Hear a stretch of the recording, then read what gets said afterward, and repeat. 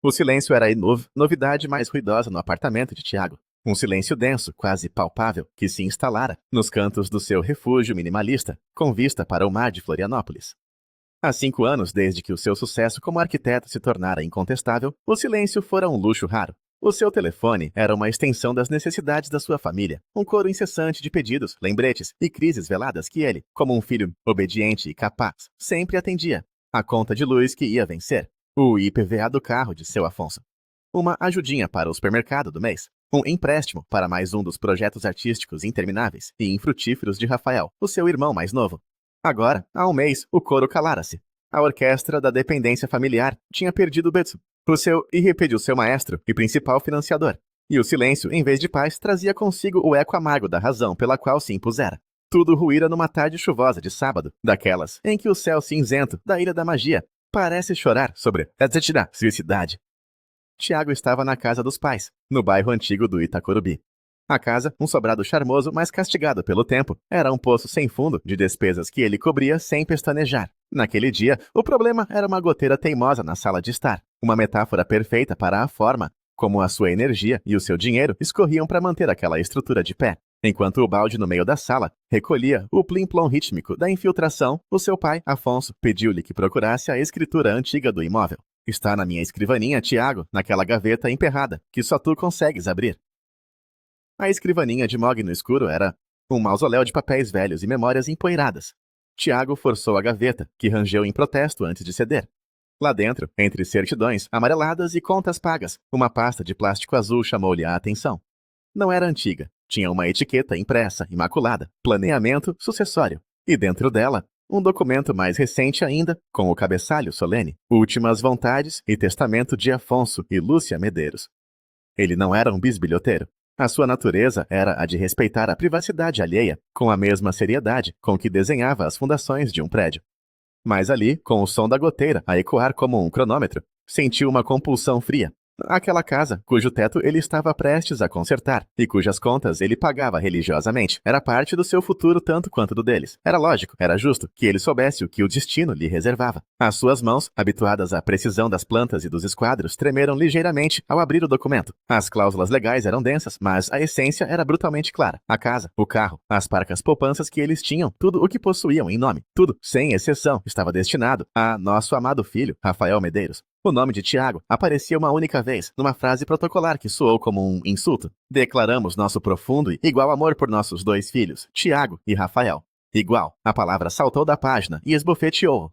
Igual. Como podiam usar aquela palavra? Rafael, o artista da família, o sonhador de 30 anos, que nunca tivera um emprego formal, que vivia de inspirações e da generosidade dos pais, ou melhor, da generosidade de Tiago, canalizada através dos pais. Rafael que via o trabalho como algo para pessoas sem alma, e cuja maior contribuição para o lar era deixar telas inacabadas a juntar pó. E Tiago que abdicara de férias para pagar a reforma da cozinha deles. Tiago que comprara o carro que o pai conduzia com tanto orgulho. Tiago que garantira que a hipoteca, aquela sombra que assustara a sua infância, fosse finalmente quitada. Ele não era um filho, era uma apólice de seguro, um provedor. Um caixa eletrônico com laços de sangue, um nó de gelo, e fogo formou-se na sua garganta. A raiva era tão intensa que o deixou tonto. Sentiu-se um idiota monumental. Um otário que construíra um castelo para os outros morarem, apenas para descobrir que o seu nome nem sequer constava na porta. Quantas vezes eles o tinham visto chegar, cansado do trabalho e sorrido, sabendo que o seu filho responsável estava a garantir o futuro dourado do seu filho sonhador. O amor deles não era igual. Era uma farsa cuidadosamente gerida. Achaste meu filho? A voz de Afonso veio do corredor, sobressaltando-o. Tiago não tentou esconder o testamento. Levantou-se o papel a tremer na sua mão e caminhou até a porta do escritório. Encarou o pai, um homem de ombros caídos e um orgulho que sempre lhe pareceu maior do que as suas posses. Achei isto, disse Tiago, a voz rouca, estendendo o documento. Então é assim? Tudo para o Rafael, depois de tudo o que eu fiz? O rosto de Afonso passou da confusão a um pálido desconforto. Ele não olhou para o papel, mas para os olhos do filho. Por um segundo, Tiago viu um vislumbre de culpa, rapidamente substituído por uma resignação cansada, como se estivesse a lidar com uma birra infantil. Tiago, não é o que estás a pensar. Não, a palavra explodiu carregada de anos de frustração contida, porque me parece bastante claro. Eu pago as vossas contas. Eu conserto o vosso telhado. Eu garanto que vocês tenham tudo, enquanto o Rafael enquanto o Rafael não faz absolutamente nada. E ele é o único que importa no final. É mais complicado do que isso, murmurou o pai, desviando o olhar. Nenhuma desculpa, nenhuma tentativa de justificação, apenas uma evasiva patética. A expectativa implícita de que Tiago, como sempre, engolisse o sapo e continuasse a ser o pilar da família. Mas o pilar estava a rachar. Mãe! Chamou Tiago, a voz a ecoar pela casa. Dona Lúcia apareceu da cozinha, a secar as mãos num pano de prato. O seu rosto, normalmente afável, contorcido numa máscara de preocupação. Ao ver o testamento na mão de Tiago, a sua expressão mudou para uma de culpa inegável, mas as palavras que saíram da sua boca foram o golpe de misericórdia. Oh, meu querido, disse ela, com uma suavidade calculada, que lhe revirou o estômago. Tu não precisas disto. Tu és um vencedor, tens a tua carreira, o teu apartamento. Já estás feito na vida. O Rafa, ele tem a alma de artista. O mundo é mais duro para ele. Nós só queremos garantir que ele fique seguro. Foi nesse instante que algo dentro de Tiago se partiu irremediavelmente. Eles não estavam arrependidos. Eles tinham racionalizado a sua decisão, transformando a exploração numa forma de cuidado e a sua dedicação numa prova de que ele não precisava de nada. Anos a subsidiar a preguiça de Rafael culminavam agora na recompensa oficial por essa mesma preguiça. E ele era o filho forte. O filho forte não precisa de herança. O filho forte só precisa de continuar a dar. Ele respirou fundo, o maxilar travado. Colocou o testamento de volta na escrivaninha com uma delicadeza assustadora. Entendido, disse ele, a voz fria como o mármore. É bom saber qual é o meu lugar. Virou-se e caminhou para a porta, ignorando os protestos débeis que começaram a surgir atrás dele. Tiago, espera. Não sejas assim. Abriu a porta para a chuva que continuava a cair e fechou-a atrás de si com uma força que fez vibrar os vidros da janela.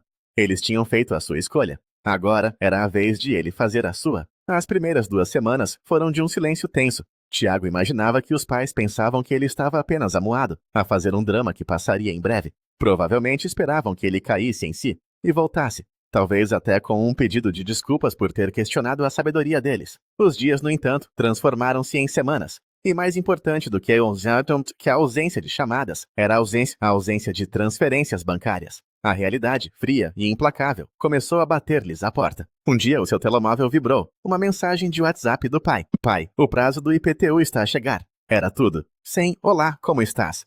Sem lamentamos o que aconteceu. Sem um pingo de reconhecimento pelo que ele fizera durante anos. Apenas um lembrete burocrático, como se ele ainda fosse o gestor financeiro não remunerado da família. Tiago olhou para a mensagem, um sorriso amargo a desenhar-se nos seus lábios. A previsibilidade era quase cômica. Eles realmente acreditavam que podiam continuar a exigir, como se nada tivesse mudado.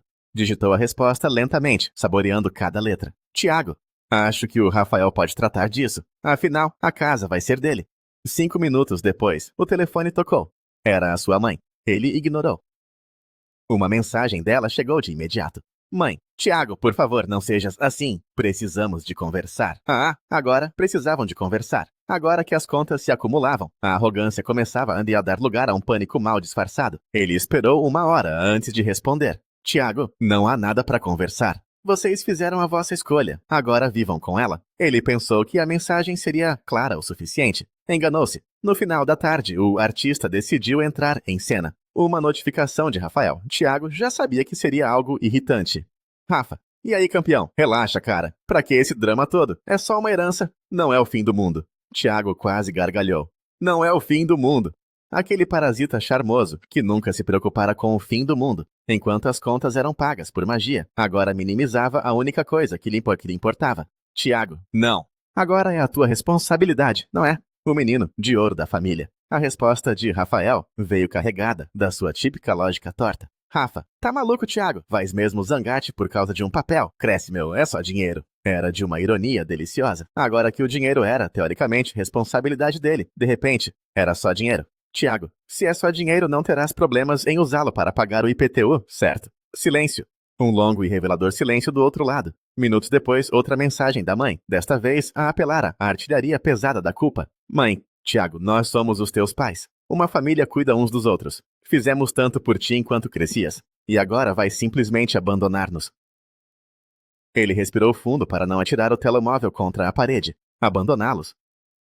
Ele que os sustentara na prática durante anos, enquanto eles mimavam o filho pródigo. Agora que eles enfrentavam a primeira consequência real das suas escolhas, o vilão era ele. Desta vez, ele não ia cair na armadilha. Tiago. Vocês deixaram bem claro que eu não faço parte dos vossos planos de família, quando me deixaram de fora do testamento. Deixem o Rafael cuidar de vocês agora. Ele podia quase ouvir o suspiro teatral de Dona Lúcia, a sua arma de eleição para se fazer de vítima. A resposta seguinte veio do pai, e foi o que fez o seu sangue ferver. Pai, não estamos a pedir muito. Só ajuda com as contas por mais uns meses, até nos organizarmos. Não sejas egoísta. Egoísta. A palavra explodiu na sua mente. Ele que sacrificara o seu próprio conforto, as suas poupanças, o seu tempo, para lhes dar uma vida tranquila. Ele que cumprira o papel de filho exemplar, até ao mais ínfimo detalhe. E a recompensa fora a exclusão. E agora, ao finalmente defender-se, ele era o egoísta. Cerrou os dentes. Chega. Desligou o telemóvel. Eles tinham feito a sua escolha. Teriam de arcar com as consequências. A paz durou menos de 24 horas. Tiago sabia que eles não desistiriam facilmente, mas não estava preparado para o nível seguinte de descaramento. Na manhã seguinte, acordou com uma notificação do seu banco. Pedido de pagamento recebido. Franziu o sobrolho e abriu a aplicação. Era da sua mãe. Ela tinha lhe enviado um pedido de pagamento direto, como se ele fosse um serviço online. O valor, 4.200 sem uma única mensagem, sem uma explicação, apenas a exigência fria e despudorada do valor exato do IPTU e da conta de luz em atraso. Eles não pediam, eles pressupunham que ele pagaria. Com um misto de raiva e incredulidade, ele recusou o pedido. Menos de 1 minuto depois, o telefone tocou. A sua mãe, ele rejeitou a chamada. Mãe, Tiago, eu vi que recusaste o pedido. Por quê? Ele demorou a responder, deixando-a marinar na sua própria audácia. Tiago, porque não é minha responsabilidade. Tentou o Rafael. Outra chamada, rejeitada, nova mensagem. Mãe, nós vamos perder a casa se não nos ajudares. Ah, o melodrama, a ameaça final. Depois de anos a ser o seu porto seguro financeiro, agora eles sentiam a maré a subir. Tiago. Deviam ter pensado nisso antes de decidirem que eu não tinha valor para vocês. Segundos depois, uma mensagem do pai. Pai, vais mesmo deixar os teus pais ficarem sem casa? Tiago riu, um som seco e sem alegria. A manipulação era tão transparente que era patética. Eles não estavam na miséria, não iam ser despejados no dia seguinte. Eles simplesmente não queriam tocar nas suas próprias poupanças, habituados que estavam a que o fundo de emergência Tiago cobrisse tudo. Ele ignorou-os durante o resto do dia, mas à noite Rafael voltou a atacar. Rafa, cara, manda logo o dinheiro para eles. Estás a fazer uma tempestade num copo de água. Tiago rangeu os dentes. Aquele encostador atrevido a dar-lhe lições de perspectiva. Tiago, estás a falar do dinheiro que vais herdar, certo? Então, por que é que não pagas tu? A resposta foi instantânea e previsível. Rafa, tu sabes que eu não tenho essa grana agora. Tiago, agora a questão é quem tem a grana. Quando era eu a gastar as minhas poupanças convosco, não havia problema. Mas agora que a responsabilidade é tua, de repente, não tens dinheiro. Tiago, bem, irmão, acho que vais ter de arranjar uma solução. Afinal, foste tu o escolhido. Não houve resposta. Tiago foi dormir com uma sensação estranha de leveza. Ele tinha finalmente cortado as correntes, mas no dia seguinte a situação escalou de uma forma que ele nunca imaginara. Estava numa reunião importante no seu escritório quando o intercomunicador tocou. Era a recepcionista do seu prédio. Senhor Tiago, desculpe interromper, mas os seus pais estão aqui na portaria. Tiago quase deixou cair a caneta. O quê? A voz da rapariga soou embaraçada. Eles dizem que é urgente e que o senhor não atende o telefone. Meu Deus, eles tinham vindo até o seu prédio. Tinham atravessado a cidade para o pressionar pessoalmente. Ele respirou fundo, a massajar a ponte do nariz. Por favor, diga-lhes que não os posso receber. Não estava à espera deles. Houve uma pausa hesitante. Eles parecem bastante insistentes, senhor. Eu não me importo, disse Tiago, a voz firme. Diga-lhes que tem de se retirar. Desligou e imediatamente o seu telemóvel vibrou. Mãe, estamos aqui embaixo. Abre a porta. Nenhuma pergunta, nenhuma delicadeza, apenas mais uma ordem. Ele não respondeu. Mãe, nós não vamos sair daqui enquanto não falares conosco. Tiago soltou o ar com força, recostando-se na cadeira. Eles não iam recuar, pois bem, se queriam um confronto, iam tê-lo, mas seria nos seus termos. E seria a última vez. Pegou nas chaves e desceu pelo elevador, sentindo a raiva a subir, como uma febre a cada andar. Não era medo que sentia, era fúria. A audácia de virem ao seu espaço, ao seu santuário, para exigir dinheiro como se fossem agiotas a cobrar uma dívida. Abriu a porta do hall de entrada, com um puxão brusco. E lá estavam eles. A sua mãe, o seu pai e, claro, Rafael. Os três, lado a lado, como um pelotão de fuzilamento emocional. Dona Lúcia tinha os braços cruzados, o seu olhar de mãe desapontada, em plena força. Seu Afonso estava tenso, as mãos nos bolsos, uma expressão que misturava frustração com uma superioridade ferida, como se não acreditasse que tinha de se rebaixar a tal ponto. E Rafael? Rafael, a causa de tudo aquilo, tinha o desplante de parecer entediado, como se a sua presença ali fosse uma enorme maçada. Tiago, finalmente! Exclamou a sua mãe, como se ele fosse o culpado pela situação. Precisamos de conversar. Ele encostou-se ao batente da porta, cruzando os braços. Não, vocês precisam de ir embora. Ela piscou, como se o cérebro dela não conseguisse processar a frase. O quê? Ouviste bem. A voz dele era calma, controlada, mas dura como aço. Vocês não podem simplesmente aparecer na minha casa e exigir dinheiro. Isto é loucura. Seu Afonso bufou. Vais mesmo deixar-nos perder a casa por causa de uma birra mesquinha? Tiago soltou uma risada fria e curta. Birra mesquinha? Estás a falar da birra, de descobrir que sou bom o suficiente para pagar as vossas contas, mas não para constar no vosso testamento. Dona Lúcia arfou, levando a mão ao peito como se ele a tivesse agredido fisicamente. Tiago, isso não é justo. Nós apenas fizemos o que era melhor para a família. Ele inclinou a cabeça, a olhá-la com um interesse clínico. Melhor para a família. Ou melhor para o Rafael. Sejamos honestos, mãe. Silêncio. Um silêncio pesado e acusador. Rafael, que se mantivera num silêncio estratégico, finalmente decidiu falar. Olha, cara, eu nem me queria meter nisto. Eu não pedi nada disto. Tiago virou-se para ele bruscamente. A fúria finalmente a encontrar o seu verdadeiro alvo. Não, tu só te sentaste e aceitaste tudo o que te deram na mão. Ele deu um passo em frente, encarando o irmão. Tu tens 30 anos, Rafael. Arruma um emprego, porra. O rosto de Rafael ficou vermelho. Qual é, cara? Não fales assim comigo. Queres herdar a casa? Continuou Tiago, a voz a subir. Então começa a agir como o dono dela. Queres ser o menino de ouro? Então paga a merda das contas deles. Ele endireitou-se. Eu cansei de ser o vosso banco. Rafael desviou o olhar, subitamente fascinado com o padrão do tapete de entrada. A sua mãe tentou uma nova tática. Tiago, ele é teu irmão. Eu sei, ele acenou. E eu sustentei-o por mais tempo do que vocês. O rosto do pai escureceu. Estás a ser um egoísta. Tiago riu abertamente desta vez. A ironia é de chorar. Ele gesticulou na direção dos pais. Vocês os dois decidiram que o Rafael merecia tudo e eu não merecia nada. E agora que tem de pagar o preço da vossa escolha, querem que eu vos salve? Ele abanou a cabeça. Não vai acontecer. Pensávamos que ia ser o adulto nesta situação, disse a mãe, a voz a endurecer. Ser o adulto significa engolir a traição em silêncio e continuar a pagar as contas?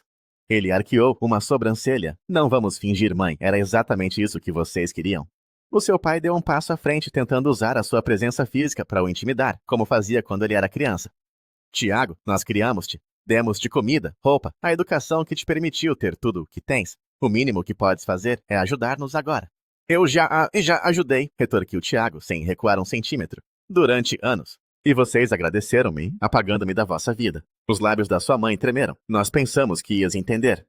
Eu entendi tudo perfeitamente, disse ele, a voz baixa e letal. Eu entendi que, para vocês, eu nunca fui realmente família. Fui apenas uma carteira.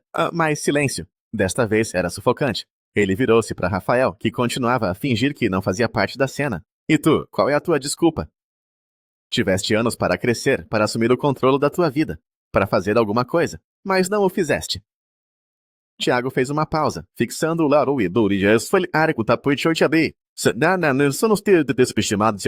porque sabias que eles estariam sempre lá para te amparar, e quando eles se fossem, contavas que eu assumisse o lugar deles. O que é que queres que eu diga? Explodiu finalmente Rafael. Exato, acenou Tiago lentamente. Tu não pediste, tu só usaste. A boca de Rafael abriu-se e fechou-se. Não havia nada a dizer. A sua mãe fez uma última e desesperada tentativa.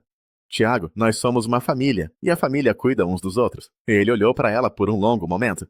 Exatamente, respondeu ele suavemente. Então, por que é que vocês nunca cuidaram de mim? Ela congelou, sem palavras, sem desculpas. Nada.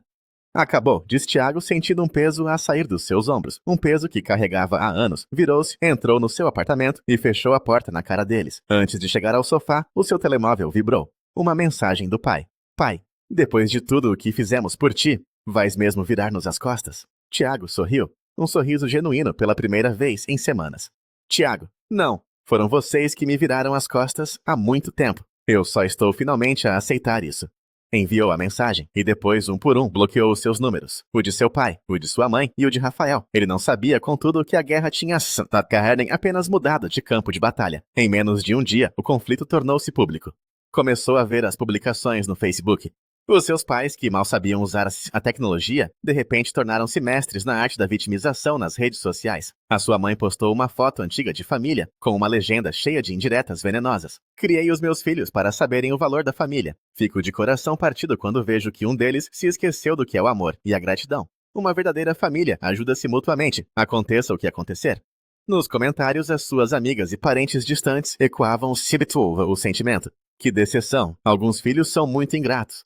O seu pai foi mais direto.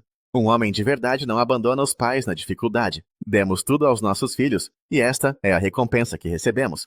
O nosso filho, que deveria ser o nosso apoio, escolheu o dinheiro em vez da família. Ele até o marcou na publicação, terminando com um passivo agressivo. Espero que estejas feliz, Tiago. Mas o golpe mais baixo veio de Rafael. Ele fez uma longa publicação, uma obra-prima de falsidade e autoelogio disfarçado.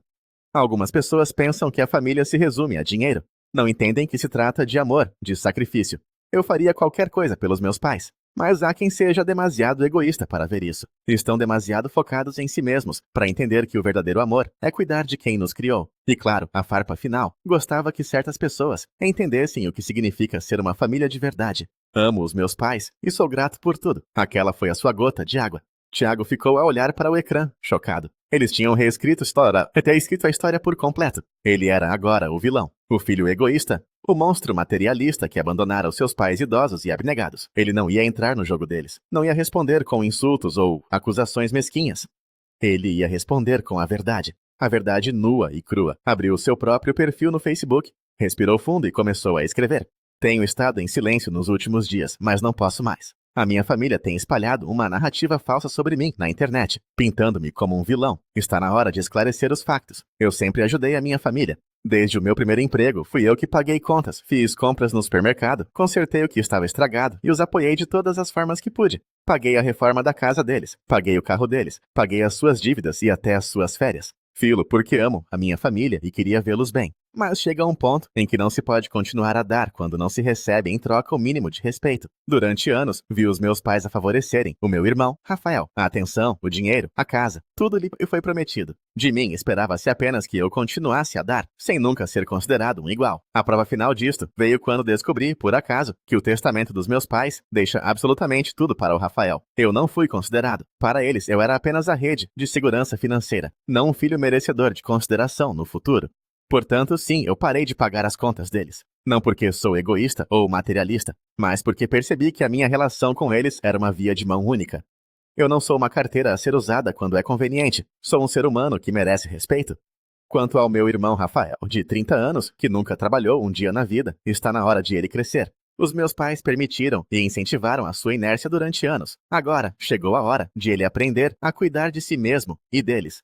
Para aqueles que leram as publicações deles e me julgaram, lembrem-se, toda a história tem dois lados. Sim, a família é importante, mas uma família baseia-se no respeito mútuo e no amor, não na exploração. Eu não estou a virar as costas à minha família, estou apenas a deixar de ser a sua vítima. Desejo-lhes o melhor, mas não serei mais o capacho deles. Ele clicou em publicar e sentiu uma onda de alívio a percorrer o seu corpo. A reação foi imediata e avassaladora. Primos com quem não falava há anos, amigos de infância, colegas de trabalho, todos começaram a curtir, a comentar e a enviar-lhe mensagens privadas de apoio. Sempre soubemos, disse um primo. Força, Tiago, fizeste a coisa certa.